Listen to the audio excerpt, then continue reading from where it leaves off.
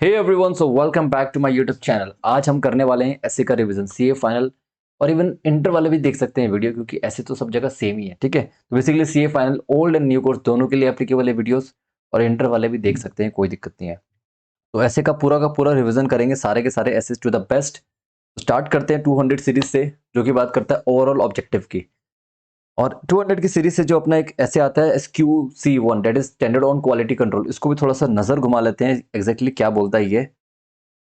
हाँ, और उससे पहले स्टैंडर्ड ऑन ऑडिटिंग ने क्या किया, देखो अपा जो हम लोग करते हैं ना, basically standard on assurance services. ठीक है, तो इसमें भी दो टाइप के आ जाते हैं, फ्रेमवर्क ऑफ एश्योरेंस एंगेजमेंट, उसमें दो टाइप के आते हैं। एक तो ऑडिट एंड रिव्यू, जो कि आपको दिख रहा है first part, audit and review of the historical financial.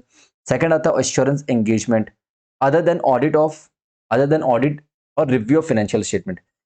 पहला आता है ऑडिट एंड रिव्यू, दूसरा आता है other than audit and review. ठीक है, अब ऑडिट एंड रिव्यू में हम लोग पढ़ते हैं सबसे पहले ऐसे 100 से लेके 99, जो कि अपने को सारा स्टैंडर्ड रहता है। और एग्जाम में अपना 800 सीरीज एप्लीकेबल नहीं है। ठीक है, तो 710 तक ही हमें पढ़ के चलना है, 720 तक हमें पढ़ के चलना है। ठीक है। हम्म। उसके बाद ये जो अपना है रिलेटेड सर्विस एंगेजमेंट, ये आउट ऑफ सिलेबस है। ठीक है, तो इसे हमें नहीं पढ़ना है। ओके, तो ये था एक छोटा सा इंट्रोडक्शन। अभी हम लोग आते हैं अपने SQC1 में। SQC जो वन बात करता है स्टैंडर्ड ऑन क्वालिटी कंट्रोल, ये क्या बात, किसकी बात कर रहे हैं? जो फर्म है ना, जो प्रैक्टिसिंग फर्म है, उसकी क्वालिटी कंट्रोल की बात यहाँ पे करके चलता है। इसमें क्या है, quality control for a firm that perform audit and review of historical financial information, other assurance and related service engagement. तो इसमें ऑडिट फर्म का पूरा देखना होता है, उसके एंगेजमेंट पार्टनर सफिशिएंट है, वेल नॉलेजेबल है या नहीं है, ये सारी बातें हैं।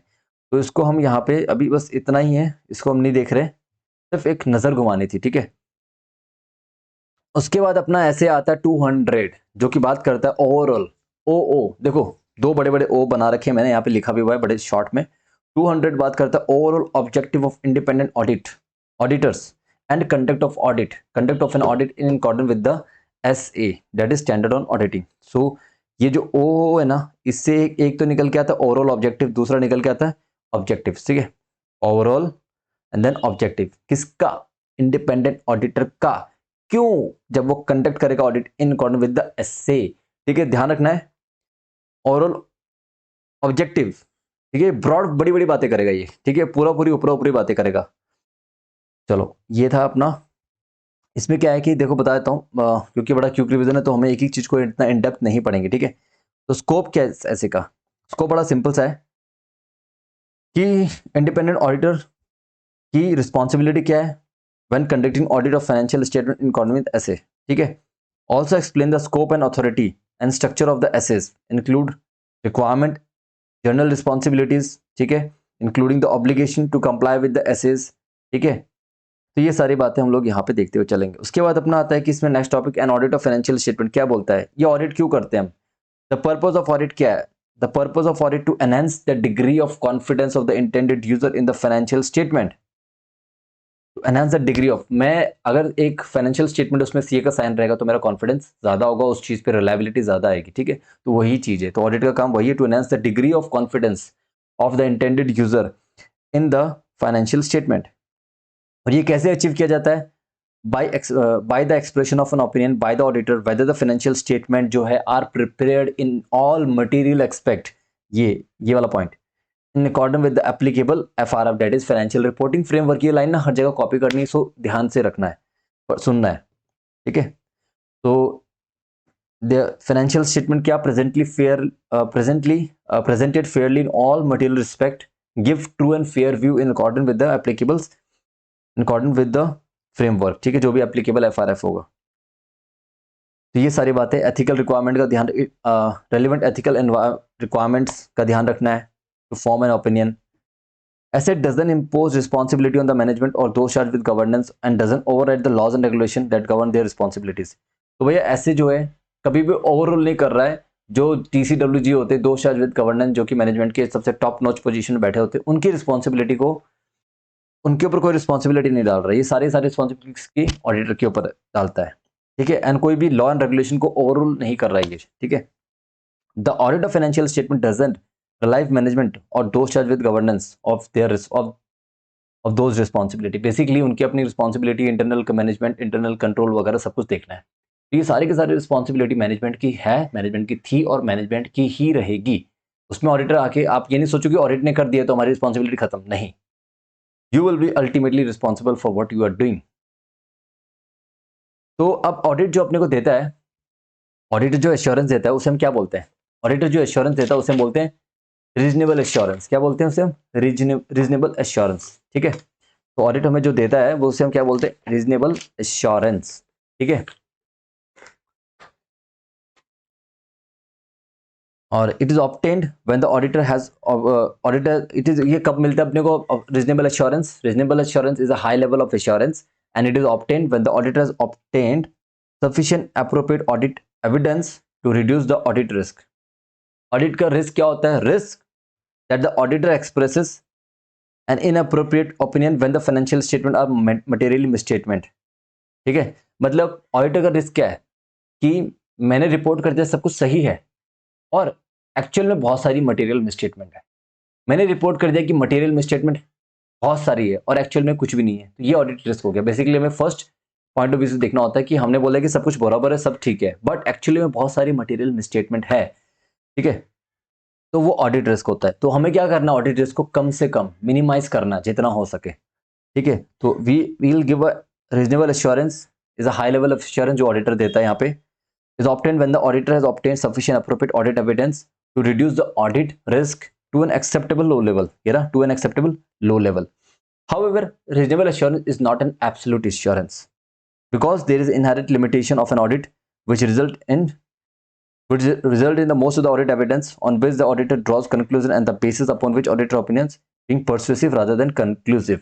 तो बेसिकली यहाँ पे आपको दिखना है ऑडिटर को रीजनेबल एश्योरेंस है, ना कि एब्सोल्यूट लेवल ऑफ एश्योरेंस। क्यों? क्योंकि because of inherent limitation of audit. ठीक है, इसलिए ऑडिटर की जो ओपिनियन होती है वो परसुएसिव होती है रादर देन कंक्लूसिव। कंक्लूड नहीं करता वो कोई चीज को, वो अपनी ओपिनियन देता है कि मेरी ओपिनियन में, मेरी नजर में सब कुछ सही है, या मेरी नजर में ये चीज थोड़ा गड़बड़ हो रहा है मेरी नजर में। ठीक है, तो वो सारी चीजों का ध्यान रखना होता है। सो नेक्स्ट आता है the concept of materiality apply करनी by the auditor in planning and performing audit and evaluating the effect of identified misstatement and the audit of uncorrected misstatement अगर कुछ है। ठीक है, वेदर इंडिविजुअली और या aggregate that could reasonably expected to influence the economic decision of the user on the basis of financial statement। सीधी बात है, concept of materially apply करनी while performing and planning the audit and evaluate करना है identified material misstatement को। और कभी कभी क्या होता है, कुछ material misstatement मतलब कुछ misstatement फाइंड आउट हुई है, शायद एक ही ट्रांजेक्शन ऐसी गड़बड़ हुई है जो कि ₹1 की हेरा फेरी हुई है, तो इतनी ज्यादा मटेरियल नहीं है। राइट, अगर मैं किसी कंपनी में इन्वेस्ट कर रहा हूँ तो उसके ₹1 में थोड़ा सा दिक्कत हुआ, राउंडिंग ऑफ की जो उनकी टेक्निक है, राउंडिंग ऑफ के जो इनका इश्यूज है वो सही नहीं है, तो does it going to matter too much? मतलब आपका अरबों का करोड़ों का लॉस तो नहीं होने वाला ना। तो आपका जो इकोनॉमिक डिसीजन है, जो यूजर का डिसीजन है, उसका फाइनेंशियल स्टेटमेंट को देख के उसको कंपनी में इन्वेस्ट करेगा तो वो चेंज नहीं होगा। राइट, तो दैट, तो ये चीज मटेरियल नहीं है। ठीक है, अगर उसका इकोनॉमिक जो उसका जो यूजर का डिसीजन है वो चेंज हो जाता है इन दैट केस, या एक ट्रांजेक्शन को लेके या फिर बहुत सारी ट्रांजेक्शन को मिला के एक एग्रीगेट जो अपने लमसम आ रहा है, ठीक है, उन सबको कंसिडर करके अगर हमारे जो इकोनॉमिक डिसीजन है यूजर के वो इन्फ्लुएंस होते हैं, तब वो हमारे लिए मटेरियल है। ठीक है, तो ये सारी बातें यहाँ पे लिखी है। तो अब अपने को जो मेन ऑब्जेक्टिव क्या है ऐसे का, कि identify and assess the risk of material misstatement, चाहे वो ड्यू टू फ्रॉड और error, based on the understanding of the entity and its environment including the entities internal control. यहाँ पे ना इस छोटा सा जो लाइन है इसके अंदर बहुत सारे ऐसे आगे बताऊं कैसे। Identifying assessing the risk of material misstatement, ये कौन सा ऐसे आता है? एनीवन?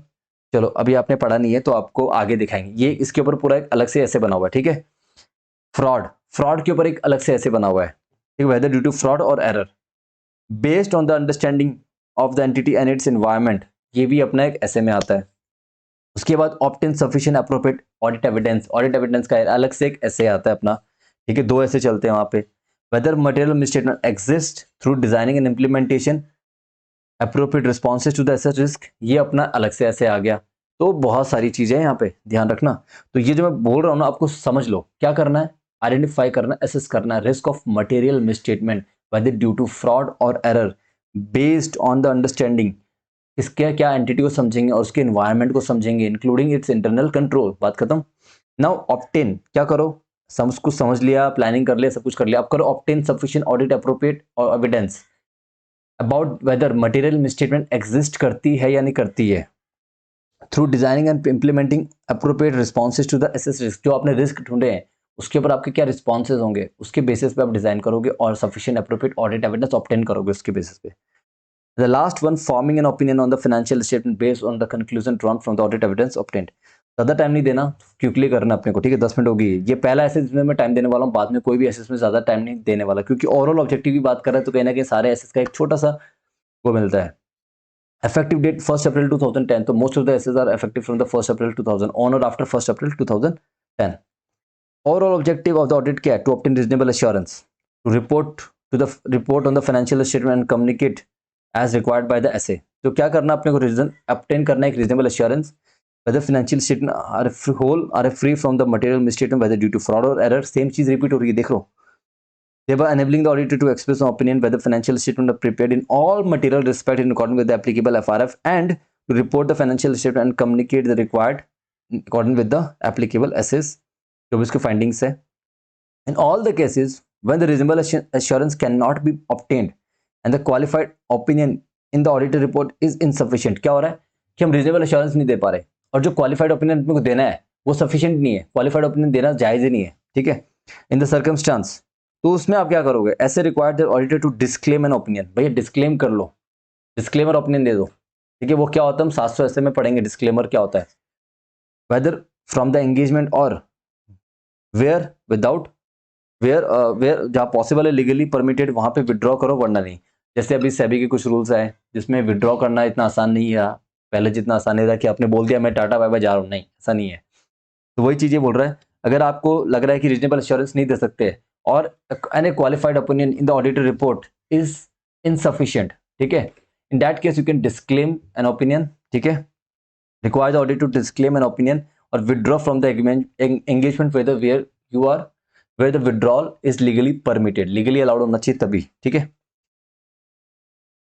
ऑडिट रिस्क हमने बताया, वही audit risk is a function of the risk of material misstatement and detection risk, ठीक है। अब आता है डिटेक्शन रिस्क क्या होता है, procedure followed by the auditor to reduce the audit risk to an acceptable low level will not detect the material misstatement that exists and that could be material either individually or in aggregate। भैया detection risk वही कि मैंने ढूंढने की कोशिश की, मैं ढूंढा, मैं सब बराबर है, बट मैं ढूंढ नहीं पाया। मतलब ये रिस्क की, मतलब मैंने एक महीने में 10 सैंपल 10 दिन की सेल्स उठा ली, मैंने चेक किया कोई दिक्कत नहीं है, पर जो 20 दिन थी ना, दिक्कत एक्चुअली में वहीं पे एग्जिस्ट कर रही थी और वो मैंने देखा ही नहीं और वो मेरे सैंपल में भी नहीं आई। अगर आई होती तो पकड़े जाते, नहीं आई तो नहीं आई, बट मटेरियल मिसस्टेटमेंट एग्जिस्ट कर रही है ना, तो स्टिल रीजनेबल एश्योरेंस दे रहा हूँ कि सब बराबर है। जो मैंने 10 दिन का चेक किया उसके हिसाब से हर महीने में 10-10 दिन चेक किए, तो मेरी किस्मत खराब है ना वो। तो वही चीज को रिस्क रिड्यूस करना है। ज्यादातर गलत ट्रांजेक्शन कब होती है, 31 March, at the end of March. तो आप क्या करो, मार्च की जो ट्रांजेक्शन है वो सारी की सारी पूरी चेक कर लो और अप्रैल में भी थोड़ा उन जो गड़बड़ को कवर अप किया जाता है अप्रैल में, तो ये 2 मंथ को पूरा अच्छे से चेक कर लो। उसके बाद जितने भी क्वार्टर एंडिंग है वहां पे अच्छे से चेकिंग कर लो और बाकी जो मिड वाला पार्ट है उसमें ज्यादा हेडेक मत दो, क्योंकि यही चीज होती है जहाँ ये मतलब एक्सपीरियंस के साथ पता चलता है भाई कहाँ गड़बड़ हो सकती है ज्यादातर। तो ये छोटी डेफिनेशन है, देखो उनको फटाफट निपटाओ, बाकी कुछ पढ़ने को नहीं है इतना, ठीक है। प्रोफेशनल जजमेंट क्या होता है, एप्लीकेशन ऑफ रेलिवेंट, जो भी आपको ट्रेनिंग नॉलेज हम आपको दे रहे हैं अभी, जो ट्रेनिंग जो आपको आर्टिकलशिप में मिली, जो नॉलेज जो आपने पढ़ाई की और फिर उसके खुद भी जो गेन करी नॉलेज प्लस एक्सपीरियंस, तो क्या करना है, application of knowledge training and experience, ठीक है, with the context within the context providing by the auditing accounting and ethical standard in making informed decision about the course of the action that are appropriate in the circumstances of an audit engagement, ठीक है। Apply करना है knowledge, इन सबको हम कहते हैं professional judgement. प्रैक्टिसम basically an attitude of questioning mind, questioning mind, ये हुआ तो क्यों हुआ, कैसे हुआ, क्यों हुआ, क्यों किया इन्होंने ऐसा, ऐसा क्वेश्चनिंग माइंड आपको चाहिए, ठीक है। Reasonable assurance is a high but not a absolute level of assurance. Risk of material misstatement क्या होता है, 2 कंपोनेंट्स इसके अंदर आते हैं, that is inherent risk and the control risk. What is inherent risk, the suspectability of an assertion about the class of transaction, account balances, or the disclosure to a material misstatement that could be material either individual or in aggregate before consideration of any related controls. ठीक है, control risk basically risk that the material misstatement could occur in an assertion about the class of the transaction, account balance, or disclosure that could be material either individually aggregate. Basically कहने का मतलब है inherent risk without internal control apply करने का जो risk होता है उसे हम कहते हैं इनहेरेंट रिस्क। और कंट्रोल रिस्क बेसिकली जो होता है कि आपका जो इंटरनल कंट्रोल सिस्टम है वो प्रिवेंट नहीं कर पा रहा, डिटेक्ट नहीं कर पा रहा, करेक्ट नहीं कर पा रहा। वो क्या नहीं कर पा रहा ना, will not prevent, will not detect, will not correct.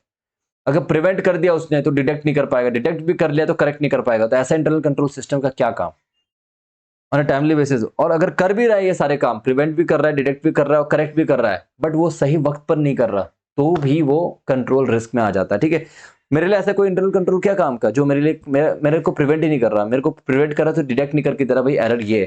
ठीक है, ना बचा रहा है और बचा नहीं पा रहा तो कम से कम डिटेक्ट भी नहीं कर रहा, और डिटेक्ट कर लेता है तो करेक्ट नहीं कर पा रहा। और सब कुछ कर रहा है, प्रिवेंट भी कर रहा है, डिटेक्ट भी कर रहा है और करेक्ट भी कर रहा है, बट ऑन टाइमली बेसिस नहीं कर रहा, तो मेरे लिए क्या फायदा, राइट। तो जिससे कि मेरा कंट्रोल रिस्क बढ़ जाता है। तो दिस रिक्वायरमेंट, ये छोटा सा अभी हमने जो पढ़ा definition some kind of stuff, तो आगे मैं ज्यादा नहीं दूंगा इन डेप्थ, बाकी हम फटाफट करते हैं। Ethical requirement relating to audit of financial statement. Ethical requirements क्या क्या होती है? The auditor shall comply with the ethical requirement including those relating to independence. ठीक है, तो ये सारी रिक्वायरमेंट्स है। प्रोफेशनल स्पेक्टिज्म रखना आपको, रिकॉग्नाइजिंग द सर्कमस्टांसेस में एग्जिस्ट द वो प्रोफेशनल जजमेंट आपको एक्सरसाइज करने, प्रोफेशनल जजमेंट कब planning and performing an audit. Sufficient audit basically हम ऑब्टेन करना sufficient to obtain reasonable assurance. The auditor should obtain sufficient appropriate audit evidence to reduce the risk to an acceptable low level that enable the auditor to draw the reasonable conclusion. Now the conducting audit with the essay, comply with the essay requirement. क्या बोलते हैं? Comply with all the essays and relevant to the on audit. ठीक है, बताता हूँ, रुको। The auditor shall have an understanding of the entire text of essay including its application and explanatory statement to understand the objective and apply the requirement properly. हम लोग कभी भी ना एक्सप्लेनेटरी स्टेटमेंट नहीं पढ़ते हैं। अब आप लोग मैं दिखाऊंगा क्या होती है एक्सप्लेनेटरी स्टेटमेंट, हर एसेस के बाद दे रखी है, we very rarely study that. Okay, उसके बाद auditor shall not represent the compliance with the SAs. ये क्या बोल रहा है? The auditor shall not represent compliance with the SAs in the auditor opinion unless the auditor has complied with the requirement of SAs in the and other SAs. ठीक है, मतलब देखो आप सारे के सारे ऐसे कंप्लाई कर रहे हो, ये बात आप नहीं बोलोगे। कब आपको ये बात बोलनी होगी? जब आप कोई एसे से कंप्लाई नहीं कर रहे होंगे। Unless auditor has complied with the requirement of this SA and other relevant SAs to an audit. Now objective stated in the individual SA. To achieve the overall objective the auditor shall use the objective stated in the relevant SAs in planning and performing the audit with regard to the interrelationship among the SAs. ठीक है, तो आपको एक overall objective देना है, overall objective consider करना है आपको। Shall use the objective of the objective stated in the relevant SA, ठीक है, in planning and performing the audit. और उनका इंटर रिलेशनशिप भी आपको देखना पड़ेगा। ठीक है, जैसे 600 किस लिए बात करते हैं, ऐसे 600 जो बात करते हैं वो कहते हैं audit of using the service of another auditor. ठीक है, जॉइंट ऑडिटर। तो ये सारी चीजों को कहीं ना कहीं लिंक होती है, ये सब अभी नहीं बाद में देखेंगे। ठीक है, चलो, determining whether audit procedure is in addition to those by the SA are necessary. ये क्या करना है आपको? डिटरमाइन के whether any audit procedure in addition to those required by the SA are necessary. मतलब एसे ने जो बोला उसके अलावा भी कोई आपको एडिशनल प्रोसीजर नेसेसरी है। Do you think that? और या अगर है, evaluate whether sufficient audit evidence has been obtained और नॉट। तो ये सारी बातें। Comply with the relevant requirement क्या बोलता है? The auditor shall comply with the requirement of each SA unless the entire SA is not relevant. आपको पूरा का पूरा एसे का ध्यान रखना है। कब नहीं रखना? जब अगर एंटायर एसे एप्लीकेबल नहीं है। वो स्पेशल 501 ऐसे होता है 501 जिसमें स्पेशल कंसिडरेशन की बात करते हैं, स्पेशल सर्कमस्टांसेस के ऊपर एप्लीकेबल होता है। तो वो सर्कमस्टांस एग्जिस्ट नहीं करती उस पर्टिकुलर केसेस में, उस पर्टिकुलर ऑडिट में, तो वो ऐसे ही पूरा का पूरा अप्लाई नहीं हो रहा। ठीक है, उसके बाद या फिर द रेलेवेंट ऐसे is not relevant because it is confidential and the condition doesn't exist. Sorry, it is conditional and the condition जो ऐसे है वो ऐसे तभी लगेगा जब वो कंडीशन फुलफिल होगी। वो कंडीशन एग्जिस्ट ही नहीं कर रही, तो आप पूरा का पूरा ऐसे को स्किप कर सकते हो। ठीक है, नाउ एक्सप्लेन एक्सेप्शनल सर्कमस्टांसेस क्या होता है? मे जज it is necessary to depart from the relevant requirement in SA. भाई ऐसे कुछ बोल रहा है, आपको उस जो उसने ऐसे ने बोला उस चीज से आपको डिपार्ट करना है, उस चीज से थोड़ा हटके कुछ काम करना है। तो in such circumstance it shall perform alternate audit procedure to achieve the aim of that requirement The need of the auditor to depart from the relevant requirement is expected to arise only where the relevant requirement is for the specific procedure to be performed and in specific circumstances of the audit. तो इतना कुछ नहीं है, समझ में आ गया आपको? Alternate procedure follow करेगा to achieve the aim of that particular requirement. The need of the auditors to depart from the relevant requirement is expected to arise only where the requirement is for specific procedure to be performed and the specific circumstances of the audit. Now this is too much. अब the failure to achieve an objective, खत्म होने वाला है, ऐसे खत्म होने वाला है. Okay, no need to worry. If an objective is relevant for the essay cannot be achieved, the auditor shall evaluate whether this prevent the auditor from achieving the overall objective. ठीक है, तो वो क्या करेगा? And thereby require the auditor in accordance with the essays to modify auditor's opinion and withdraw from the engagement. Failure to achieve an objective represent a significant matter requiring documentation in accordance with the essay 200 से 30. 230 बोलता है, documentation की बात करता है. तो ये था अपना पूरा failure to achieve an objective. तो क्या करोगे भैया, आप अपने ओपिनियन को मॉडिफाई करो या फिर विड्रॉ कर लो. तो ये सारी चीजें, तो ये अपना ऐसे यहाँ पे खत्म होता है. ओवरऑल ऑब्जेक्टिव मैंने बहुत ही शॉर्ट में आपको ओवरऑल दिया है, ठीक है. और मैं आपको जो कह रहा था ना, application and other explanatory statement, ये बहुत ही लंबा चौड़ा होता है, ठीक है. जो अभी हमने ऊपर पढ़ा शॉर्ट में, मतलब अभी जो शॉर्ट में लिखा हुआ था उसका भी हमने शॉर्ट में पढ़ा, अब उसका भी एक फर्दर एक्सप्लेनेशन है. This is what application and other explanatory material, ठीक है. तो ये पूरा का पूरा आपको सेल्फ है, ये तो वैसे देखना ही नहीं है. अगर आप देख लो ना, बहुत ज़्यादा हेल्पफुल होने वाला गाइस आपको ये, ठीक है, बहुत ज़्यादा. इसमें जो भी इंपॉर्टेंट कंटेंट है वो मैं, अगर रेलिवेंट एसेस में हमने डिस्कस किया इसको, ठीक है. तो ओवरऑल ऑब्जेक्टिव में हम उसको डिस्कस करके नहीं चलेंगे. I hope this is clear. This is too vast, मतलब ये यार 250 पेज में आपके साथ सिर्फ कितने एसेस हो रहे हैं पता है आपको? ये 287 पेज का बुक है. इट मीन मतलब इसमें सिर्फ आपके 750 तक ही ऐसे कवर है, ठीक है. अब आते हैं 210 का ऐसे. 210 क्या बोलता है अपने को? 210 बोलता है agreeing the terms of audit engagement. एक काम करते हैं, इस ऐसे को खत्म करते हैं, उसके बाद हम नेक्स्ट वीडियो शूट करेंगे. चलो, बहुत ही छोटा ऐसे, बहुत ही छोटा ऐसे. सच बताऊं तो स्कोप क्या है, देखो, agreeing the terms of audit engagement. समझ में आ रहा है कि जब आप एंगेजमेंट एक्सेप्ट करोगे ना, तो क्या क्या टर्म्स एंड कंडीशन आपको उनकी मनवानी है, क्या क्या उनको समझाना, भाई ये टर्म्स है मेरा ऑडिट करने का, मैं ऐसी रिपोर्ट दूंगा, मैं ऐसे से आपको, आपकी ये रिस्पॉन्सिबिलिटी रहेगी, मेरी ये रिस्पॉन्सिबिलिटी रहेगी, पूरा क्लियर कट आपको लिख के बताना है उनको. तो इसमें अपने को कोई शॉर्ट वर्किंग नहीं दिया मैंने. ओके, चलो स्कोप क्या है ऐसे का, फटाफट देखें, आ जाओ, कमान. So auditor responsibility in agreeing the terms of audit engagement with the management and where appropriate with those charged with governance. It include what? Establishing the certain precondition for an audit, responsibility for which result in management and where appropriate those charged with governance. ठीक है. So it basically deal with the aspect of the engagement acceptance that are within the control of the auditor. ठीक है. और वही on or after 1st April 2020. Objective क्या रहेगा sir? To accept or continue audit engagement only when the basis upon which it is to be performed has been agreed. भैया मैं continue करूंगा ये audit engagement only when the basis upon which it is to be performed. आप वो चीज को agree कर लो आज ही. Through establishing whether the precondition of an audit are present or not. क्या देखना आपको? सबसे पहले देखना आपको कि जो प्रीकंडीशन ऑडिट की वो प्रेजेंट है या नहीं है. Confirming that the common understanding between the auditors and the management. ये कॉमन अंडरस्टैंडिंग है किसके बीच में? ऑडिटर्स और मैनेजमेंट के बीच में. And where appropriate, those charged with governance with of the terms and condition of the terms of audit engagement. Common understanding किस लिए? भाई तू मुझे जानता है, मैं तुझे जानता हूँ, वो नहीं. Common understanding in respect to the term of audit engagement. ठीक है, चलो वो भी देखेंगे क्या क्या है. What are the preconditions? The precondition. What are those precondition? वो auditor shall determine करेगा whether the FRF जो financial reporting framework है वो बराबर है या नहीं है. ठीक है.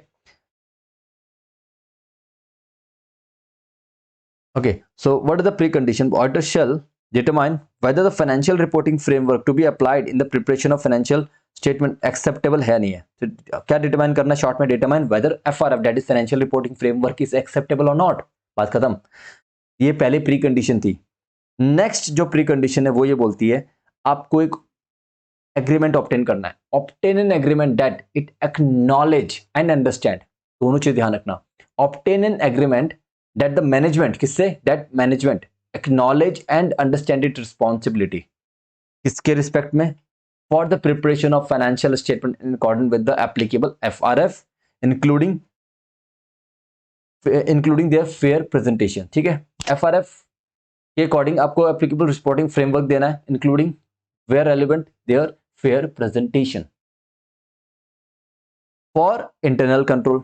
सेकंड पॉइंट क्या, for internal control as management determine is necessary to enable the preparation of financial statement that are free from the. भाई इंटरनल कंट्रोल की रिस्पॉन्सिबिलिटी मैनेजमेंट की है और मैनेजमेंट को ही डिटरमाइन करना है एक ऐसा internal control to enable the presentation of financial statement that are free from material misstatement whether due to fraud और एरर. ये लाइन हमेशा एक साथ रहेगी, free from material statement whether due to fraud और एरर. एंड ये agreement कर रहे हैं मैनेजमेंट के साथ और वो एक्नॉलेज कर रहा है और अंडरस्टैंड कर रहा है क्या, उसकी प्रिपरेशन फाइनेंशियल स्टेटमेंट प्रिपेयर करना है एज पर एक्सेप्टेबल FRF. ठीक है, sorry, for the preparation of financial statement including there fair presentation and according with the applicable FRF. Then internal controls are related to enable the presentation of the financial statement that are free from material misstatement that whether due to fraud or error. काम कदम थोड़ा fast पढ़ रहे हैं हम, ठीक है, तो अगर आपको स्लो लग रहा है तो आप पॉइंट 8 की सीरीज में देख सकते हो. अगर आपको ये मतलब बराबर लग रहा है, आपको फास्ट चाहिए तो 1.2, 1.5 या 2 की स्पीड आप बढ़ा सकते हो. दिक्कत है नहीं. थर्ड जो अंडरस्टैंडिंग मैनेजमेंट के साथ करनी, to provide the auditor with access to all the information. भैया ऑडिटर को सारी इन्फॉर्मेशन की एक्सेस दोगे तुम, ठीक है. नंबर 1, एडिशनल इन्फॉर्मेशन कुछ अगर उसको चाहिए तो वो रिक्वेस्ट करेगा और तुम्हारा मैनेजमेंट उसे प्रोवाइड करेगा. Number 2, unrestricted access to the person within the entity. भाई किसी भी बंदे से मैं कुछ भी पूछ सकता हूँ, ये नहीं कि रोक टोक करो, नहीं, इस बंदे से कोई बात नहीं करोगे तुम, क्या पता वो मुझे कुछ सच बताने वाला था और आपके डर से वो मेरे को बता नहीं रहा, तो उसने क्या पता आपको वचन दिया हो कि अगर वो ऑडिटर मेरे पास आके खुद मुझसे आगे पूछेगा तो ही मैं उसे बताऊंगा. तो अब मैनेजमेंट ने डिसाइड किया कि ऑडिटर को इस एम्प्लॉय से दूर रखना है. ठीक है, वो एम्प्लॉय ऑर्गेनाइजेशन का मान लो कि वो वचन पद एम्प्लॉय है, अपना वचन जो देता है वो निभाता है, गलत काम नहीं करता है. तो मैनेजमेंट के पास एक ही ऑप्शन है कि ऑडिटर को इस एम्प्लॉय से दूर रखो और उसको निकाल भी नहीं सकते. जस्ट याद करने के लिए, ठीक है, इतना वो प्रैक्टिकल मत करो. ठीक है, चलो ये थी मेन प्री कंडीशन है. प्री कंडीशन सबसे पहले क्या होती है कि आपको डिटरमाइन करना है वेदर FRF जो है वो एक्सेप्टेबल है नहीं है. ठीक है, और उसके बाद एक कॉमन एग्रीमेंट करना है मैनेजमेंट के that it acknowledge and understand its responsibility in relation to for the preparation of financial statement. किसका काम है, ऑडिटर का काम नहीं प्रिपरेशन करना financial statement. For such internal control as management में determine to enable the preparation of financial statement the financial statement that are free from material misstatement whether due to fraud or error. ठीक है, to provide the auditor with access to all the information, additional information, unrestricted access to the entities, unrestricted and to the person within the entity from whom the auditor determine it necessary to obtain audit evidence. अब आता है sir ये सब तो आपने decide कर लिया, pre condition कर लिया, ये सब ऑब्टेन कर लिया, सब कुछ कर लिया, प्रिपरेशन कर लिया, इंटरनल कंट्रोल की बातें होगी, एक्सेस दे दी आपको इन्फॉर्मेशन की, एडिशनल इन्फॉर्मेशन की एक्सेस दे दी, सब स्टार्टिंग में सब बराबर एग्रीमेंट हो गया. अब क्या हो रहा है, लिमिटेशन ऑन द स्कोप.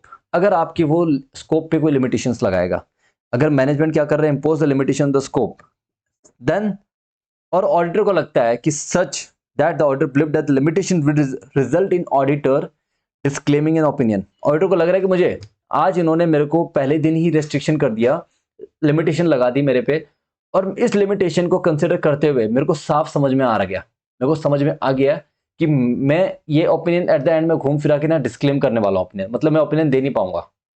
ठीक है, तो ऑडिटर क्या करेगा, एक्सेप्ट ही नहीं करेगा such a limited engagement unless required by the laws and regulation. अगर लॉ एंड रेगुलेशन अगर वहां पे आके कुछ उंगली कर रहा है, देखिए एग्जाम्पल डिफेंस कंपनी का ऑडिट है, तो वहां पे कुछ रेगुलेशन है जहां पे ऑडिटर को नहीं देनी, कुछ रिसर्च है, कुछ पाकिस्तान इंडिया की कुछ इन्फॉर्मेशन है जो कि आउट नहीं कर सकते किसी भी ऑडिटर को, किसी व्यक्ति को भी, जस्ट लिमिटेड लोगों को पता है, like prime minister of the country, prime president of the countries, और कुछ डिफेंस के आदमी, उनको ही पता है. तो वैसी इन्फॉर्मेशन नहीं देगा, कोई दिक्कत नहीं. लॉ एंड रेगुलेशन उनको अलाउ कर रहा है कि ऐसी इन्फॉर्मेशन ऑडिटर से भी शेयर नहीं करनी है. ठीक है, हाँ, फॉर एग्जाम्पल उन्होंने कुछ चीज खरीदी 1000 करोड़ रुपए की और वो कॉन्फिडेंशियल एग्रीमेंट हुआ, साइन हुआ 2 कंट्री के बीच में, जिसमें पीएम ने साइन किया है. तो ऑडिटर को हमने इतना बताया, देखो पीएम का साइन है, तुम चुपचाप इसको खर्चे में डालो या एसेट्स में डालो, तुम्हें पूछना नहीं है क्या सामान आया. ठीक है, वो सीक्रेट है. ठीक है, तो वो कोई दिक्कत नहीं है. तो अगर लिमिटेशन इम्पोज कर रहा है तो आपको क्या करना है, डिस्क्लेम, आपको लग रहा है कि मैं एट द एंड ऑडिटर मेरे को समझ, ये जो लिमिटेड एंगेजमेंट है मेरे को नहीं सही लग रहा, व्हाट विल डू, एक्सेप्ट मत करो ऑडिट एंगेजमेंट, काम खत्म, ठीक है, unless until and unless required by law और रेगुलेशन, ठीक है। Other factor affecting the audit engagement acceptance, क्या क्या अदर फैक्टर हो सकते हैं।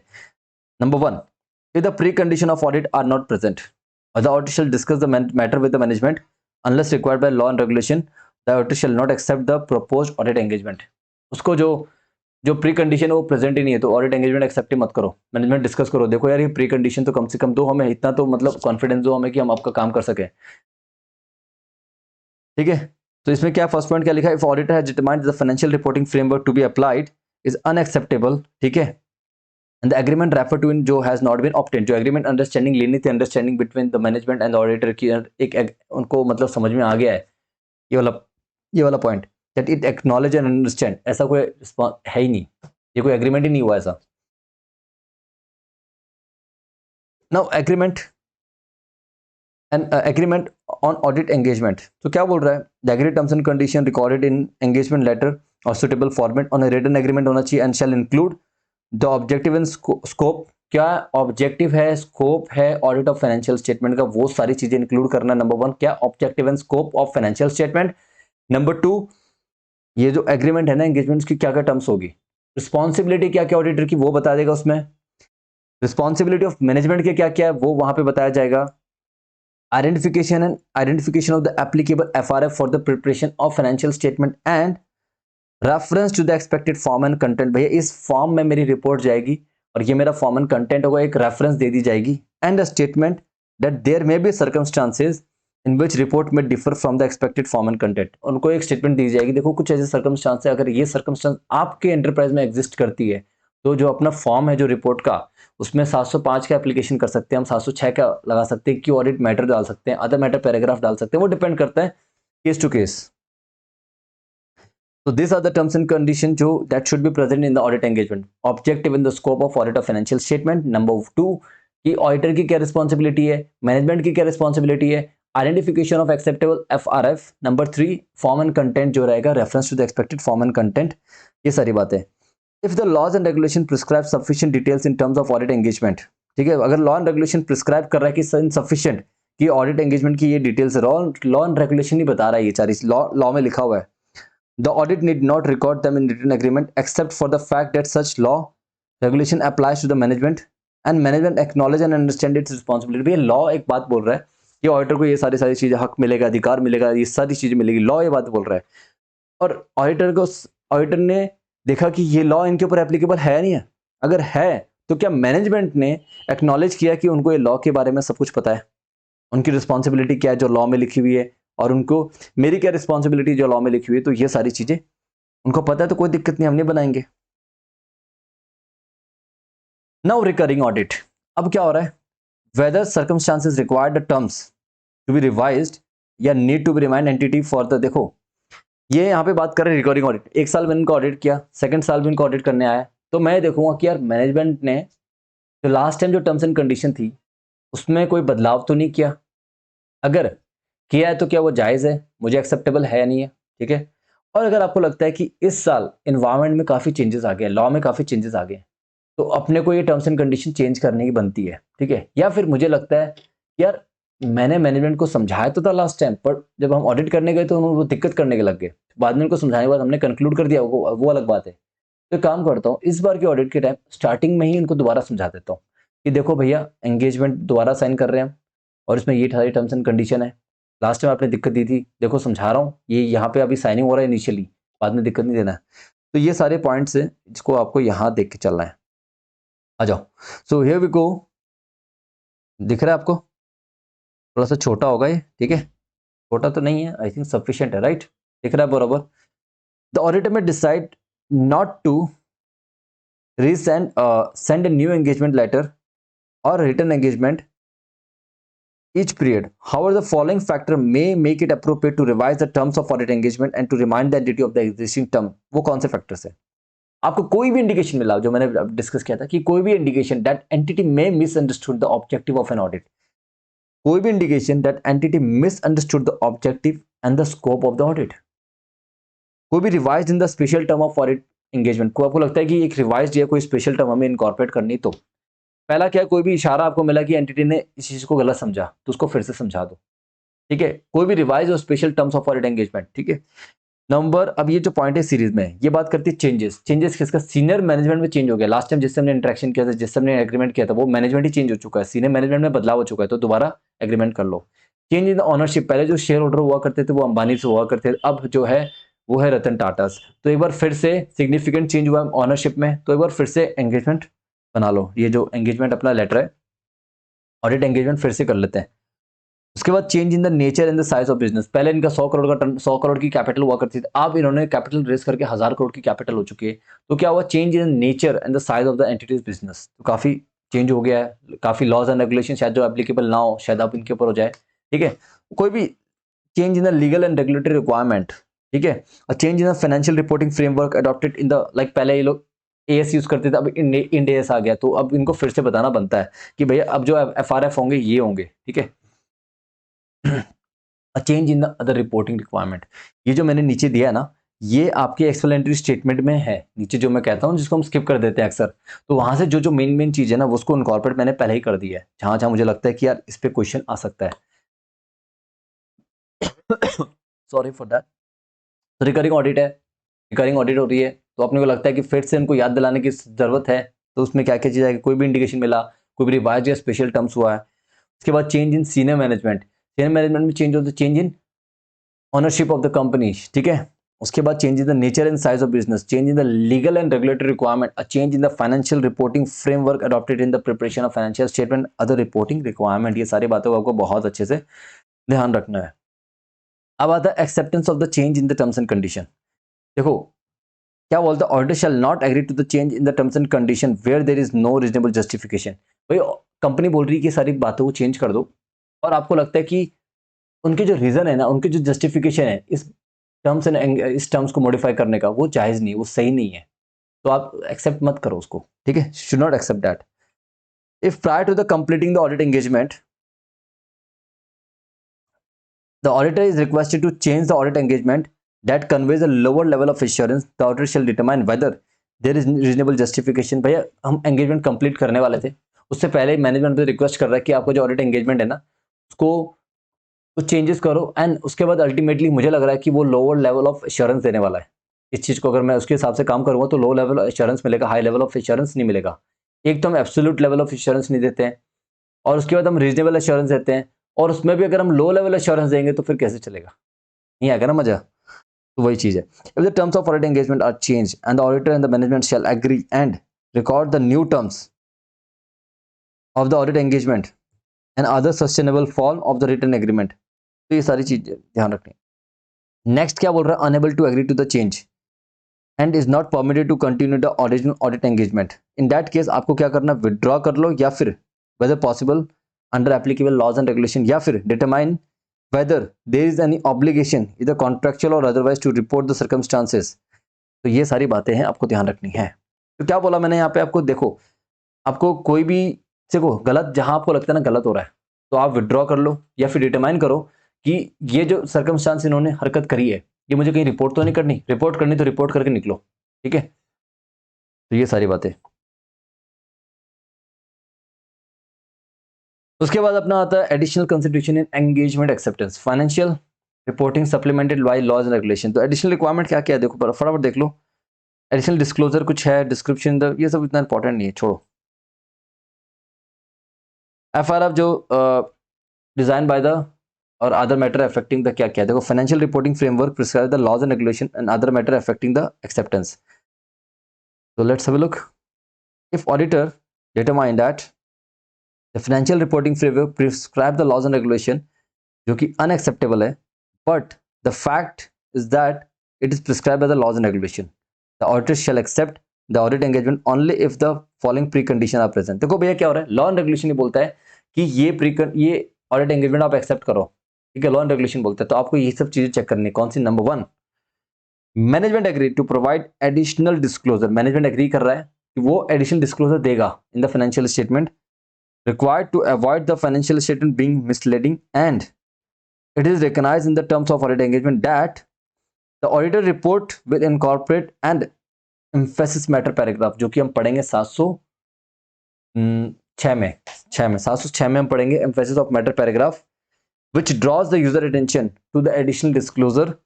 भैया एडिशनल डिस्क्लोजर हमने करा है, वो एग्रीमेंट रेडी है, साथ साथ हम क्या करेंगे अपनी रिपोर्ट में एक ईएमपी डालेंगे, एम्फेसिस ऑफ मैटर पैराग्राफ, वो हाईलाइट करेगी कि हमने ये एडिशनल डिस्क्लोजर करे। ठीक है, now unless the auditor is required by the laws and regulation to express the auditor opinion on the financial statement by using a phrase presently fairly in all material respect या gives a true and fair view, ये सब word का हम इस्तेमाल कर रहे हैं। ठीक है, in accordance with the applicable FRF the auditor opinion on the financial will not include such phrase। तो यहाँ पे अगर लॉ एंड रेगुलेशन के हिसाब से अगर हम काम कर रहे हैं तो ये सारे जो फ्रेजेस है कि हम प्रेजेंटली फेयरली, प्रेजेंट फेयरली इन ऑल मटेरियल रिस्पेक्ट, ये सब वर्ड का जो हम यूज करते हैं रिपोर्ट के अंदर, या फिर gives a true and fair view का वर्ड यूज जो करते हैं, ये सारे वर्ड को हम इंक्लूड नहीं करेंगे। Now auditor report prescribed by the laws and regulation. अब जो रिपोर्ट है ना, वो ऑडिटर कौन प्रिस्क्राइब कर रहा है, ऑडिटर की रिपोर्ट कैसे होनी चाहिए, वो laws and regulation. Like banking में, बैंकिंग जो ऑडिट होता है तो अपने आरबीआई की एक रिपोर्ट उसमें डिमांड होती है, तो उसके अलग से रिपोर्ट एंड उसकी फॉर्म है। ठीक है, तो वो सब चीजों का, तो इन दैट केस आपको इवेलुएट करना है whether user misunderstood the assurance obtained from the audit of the financial statement। अगर ऐसा कुछ है, whether additional explanation to the audit report can mitigate the possible misunderstanding or not। if the auditor conclude that additional जो explanation है audit report cannot mitigate the possible misunderstanding, it shall not accept the audit engagement unless required by the laws and regulation। ठीक है, उसके बाद accordingly that auditor shall not include any reference within the audit report to report to the audit having been conducted in accordance with the essay। तो ये नहीं बोलेगा कि हमने जो ऑडिट करा है वो ऐसे के अकॉर्डिंग करा है, तो ऐसी बातें नहीं करेगा। ठीक है, तो अब इसमें तो खत्म, ये वाला भी ऐसे अपना खत्म हो जाता है, तो इसमें ऐसा कुछ है नहीं। तो मेन जो था प्री कंडीशंस थी, जो प्री कंडीशंस में हमने क्या क्या था कि डिटरमाइन करो वेदर एफआर इज एक्सेप्टेबल और नॉट। नंबर 2 पॉइंट जो आपको देखना है, obtain agreement with the management. यहाँ बोर्ड में देखो, मेरी बातें सुनो सिर्फ। ठीक है, determine whether FR is acceptable और not. Second point, obtain an agreement इसके साथ with management that it acknowledge and understand its responsibility in relation to the further preparation of financial statement for such internal control as necessary to enable the financial statement data statement preparation free from material misstatement whether due to fraud or error, to provide the auditor with the access to all the information, additional information, unrestricted access to the within the entity। ये सारी बातों का आपको पूरा का पूरा ध्यान रखना है। तो इस तरह अपना ऐसे 210 भी खत्म हो जाता है। उसके बाद आएगा ऐसे 220।